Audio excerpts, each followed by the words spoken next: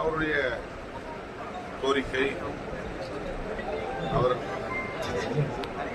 தன்னுடைய தலைமையை நிறுவுவதற்கான பெரும் முயற்சியில் ஈடுபட்டு வருகிறார். பாமகவில் நடைபெற்றுக் கொண்டிருக்கிற உட்கட்சி குழப்பங்களிலிருந்து தன்னை தற்காத்துக் கொள்ளும் முயற்சியிலும் அவர் ஈடுபடுகிறார். வன்னியர் சமூகத்தின்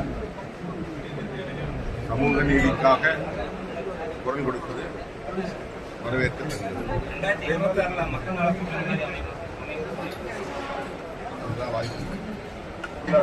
தொடர்ந்து இப்ப காவல்துறை மீதான ஒரு காவல்துறை மீதான ஒரு அதிர்ச்சி தொடர்ந்து வந்துகிட்டு இருக்கு. நேற்று அதிர்த்து இன்று தேனியில ஒரு பட்டியல இளைஞர் போலீஸ்கார காவல் நிலையத்தை வைத்து மாலை பட்டாசு தொழிலாளர்கள் இரண்டு தொழிலாளர்கள் உறவினர்கள் உள்ள எஸ்பி அந்த மிரட்டல் தோணில ஒரு பேச்சு அடிபடுது. தமிழ்நாடு அரசுக்கு களங்கம் விளைவிக்கக்கூடிய வகையில் தொடர்ந்து செயல்பட்டு வருகிற காவல்துறையை சார்ந்தவர்கள் மீது மாண்புமிகு முதல்வர் அவர்கள் கடும் நடவடிக்கை எடுக்க வேண்டும். இதுபோன்ற அதிகார அத்துமீறல்களை இரும்பு கரம் கொண்டு நசுக்க வேண்டும் என்று கேட்டுக் கொள்கிறேன். முருகபக்தர்கள் மாநாடுல அந்த அண்ணாமலை உட்பட 4 பேர் மீது காவல்துறை வழக்கு பதிவு பண்ணியிருக்கிறாங்க. எப்படி நீங்க பாக்குறீங்க?